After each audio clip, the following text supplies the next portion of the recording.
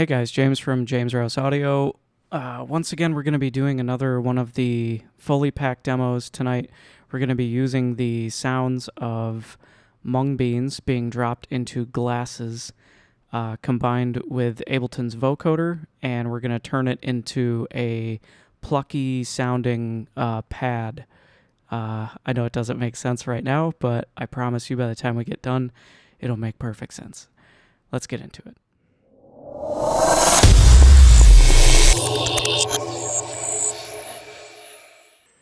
All right, so you can see here we have a couple of audio tracks, and these are just mung bean samples that I have pulled straight out of the Foley library. You'll be able to tell as we play through some of these that I used different size glasses to get different kind of timbres. I mean, they're all essentially the same timbre, but just kind of a different character, different pitch, I guess, more or less than anything. So I'm going to play through a couple of these. You can hear the differences.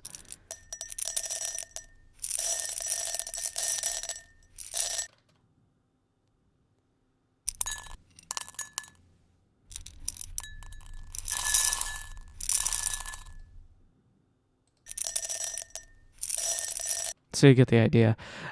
So basically what I've done is I've just grouped these two tracks together and have the main output going through a group track. So anything that comes out of either one of these channels is essentially going to funnel through here before it goes to the master channel. What I wanted to do next is basically just use some compression to kind of squash the dynamics of the waveform. So we'll go ahead and do that here. Just for the sake of the example, you can see how this is kind of smashing all of the dynamics, and then we can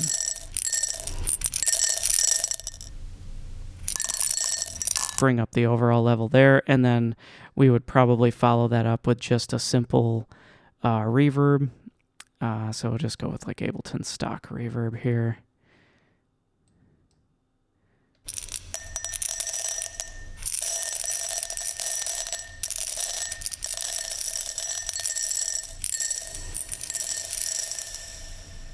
So you get the idea. So basically you just take the output of this channel here and record it down.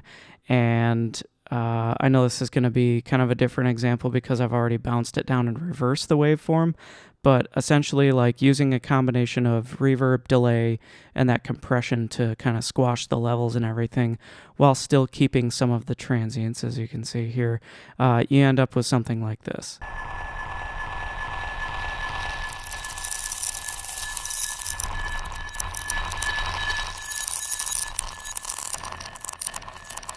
Which already sounds kind of cool. But what we can do with this moving forward is we'll just go ahead and we'll grab Ableton's native vocoder, and by default the vocoder comes out as noise. I don't want to do like a full tutorial on the vocoder. I feel like that's been done 100 times already. So if you really want me to go through the vocoder plugin in a future video or something like that and just explain every single parameter on it, I can absolutely do that. But I mean, you really shouldn't have any trouble finding that on YouTube. I kind of feel like that's been done and done and done again. So we're just going to get out the vocoder. The carrier signal is set to noise by default, so that sounds like this. And that's, of course, because this is all the way wet. If we pull this to dry,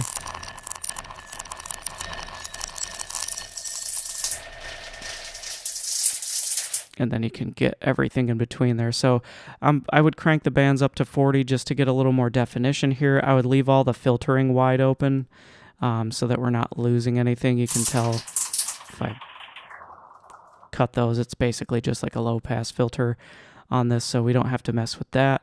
What we are going to change is we're going to change this to external, and then we see this other bar pop up here, and we're going to add NI Absynth as the carrier signal, and that's actually this track right here, which sounds like this.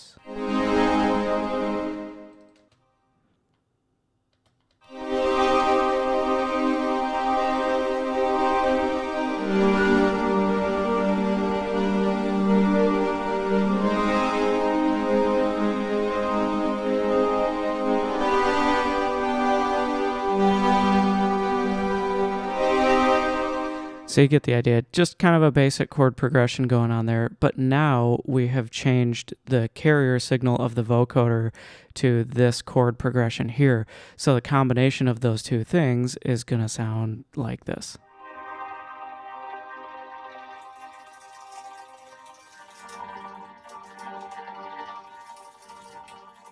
You can tell it's a lot quieter. First, let's go ahead and open the range up. We'll push it from 12K to 18K on the high end, and then we'll go down to 20K on the low end. We're going to leave it on precise mode. And then I think just for the sake of this example, we'll leave everything here. One thing I am going to do to boost everything up is put an OTT after it.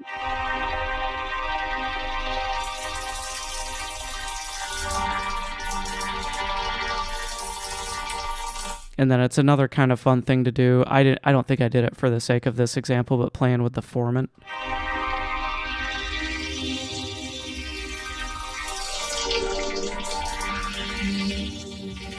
Actually, I think I did do that. I'm pretty sure what I did was I went to Max for Live and then got out one of these LFO plugins here and just mapped the LFO to that formant knob. Now, as you can tell, that's a little intense. So you might want to just bring that depth down and then slow the rate down.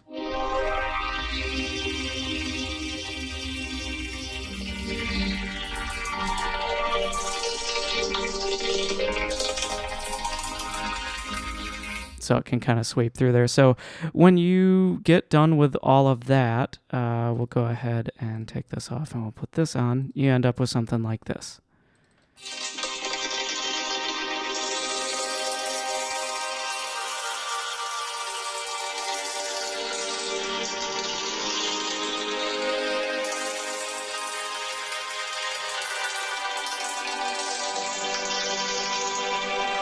So you can hear that nice plucky character to the overall pad sound. It just gives it a little more extra character, a little more extra depth.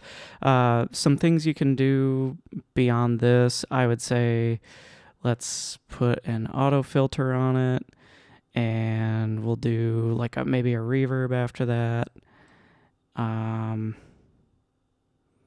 We'll pull out one of those LFOs again. I'm just trying to think of like how I want the actual sound to modulate. So we'll finish it off with, of course, the ever trusty OTT. I should probably have that in my favorites. But what we can do with this is we can take this LFO, let's not make it so hyper, and we'll map it to the cutoff frequency of this filter. Come on. And then we'll leave a lot of these reverb settings the same shape. I don't really care about. We'll go full stereo, large size, high quality. Bump this up to like 7-8 seconds. We don't really need chorus here because we want it to keep the melodic quality. Yeah, that should be good.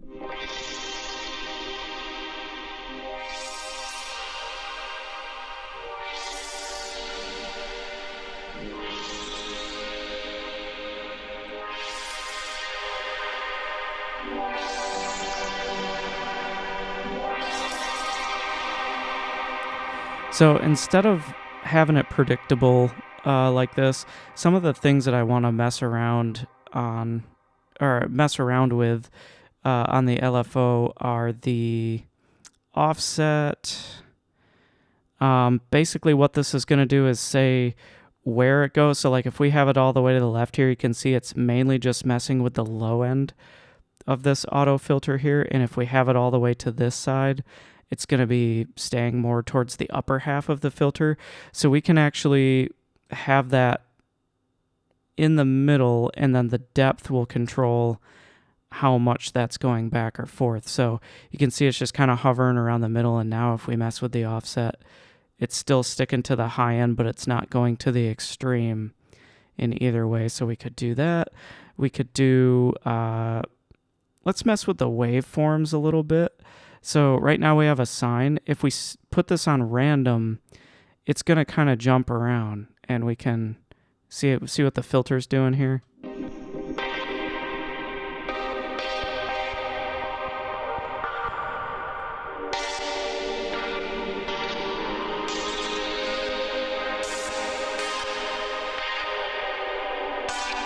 if you wanted to, you could smooth that out with this little smooth knob here. So instead of those sharp edges, it just kind of...